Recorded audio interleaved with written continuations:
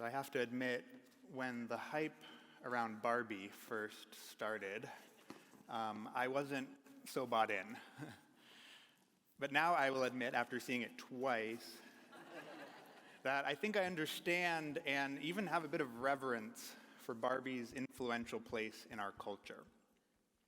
In 1963, just a few years after Barbie was released to the world, the New York Times wrote this: "The revolutionary idea that little girls today are viewing their girl dolls increasingly as themselves and not as their babies."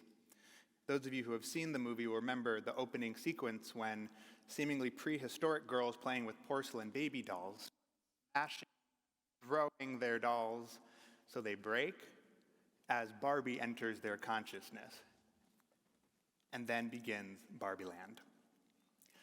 Over the course of the movie, we see not just the stereotypical Barbie played by Margot Robbie, blonde hair, blue eyes, tall and slender, but we begin to learn about all sorts of Barbies. We learn that the story runs deeper than just what's on the surface.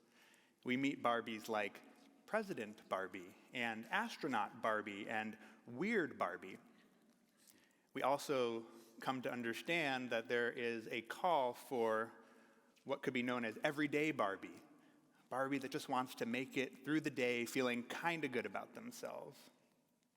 One of the standout lines of the movie for me was the following: "Humans have one ending, but ideas live forever." Barbie is an idea that since its beginnings has been commercialized, scrutinized, but also reformed and renewed, kind of like Judaism. One of my favorite 20th century Reform rabbis, Arnold Jacob Wolff, wrote the following: "The work that is forbidden by Jewish law on Shabbat is not measured in the expenditure of energy. It takes real effort to pray, to study, and to get to synagogue. These things are rest, but they're not restful. Forbidden work is acquisition, aggrandizement, altering the world. On Shabbat, we are obliged to be, to reflect, to love and make love, to eat and to enjoy." Barbara Brown Taylor, who's an Episcopal minister I quite like, writes this about Shabbat: "Those who walk away from their fields one day a week have faith that the field will be there when they return. Some things will have grown without their help, while others died in spite of their care. They're able to rest because they have surrendered the illusion that their work makes life happen. They have faith that God alone gives the growth." So whether we're considering what to do on Shabbat, how to bring Shabbat into our lives, or whether we're considering if we want to go see that Barbie movie or not, these are ideas that will endure, and they deserve our attention. I want to close these remarks with a word from this week's Torah portion, which is re'eh.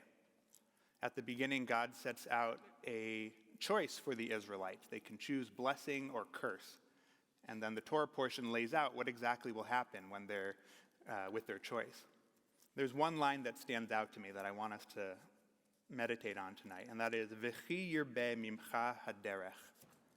If the distance between you and the place where your offerings are brought to God is great, if the distance between you and the place that you're offering up to God is large, meaning if there's a distance between you and God, if there's a distance between you and the tabernacle, the Torah instructs us to make those offerings, to make those sacrifices right there where you are.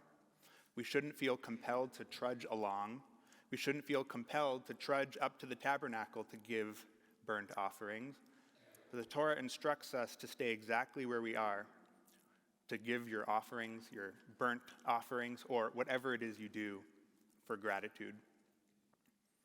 So Barbie isn't just stereotypical Barbie. She's the president. There's pregnant Barbie, there's weird Barbie, there's everyday Barbie. And Shabbat isn't just stereotypical Shabbat. As the humans in this room, whose time on earth is limited, we can delight in the idea of putting our efforts into making this day a sacred one apart from the rest of the week. Re'eh, our Torah portion, also teaches that when we encounter someone who challenges us, who challenges our beliefs, we should do three things: darashta, chakarta, sha'alta hetev. We should examine, we should investigate, and we should ask good questions. Shabbat shalom. Shabbat shalom. Thank you, Rabbi Westreich. It's great to have you with us.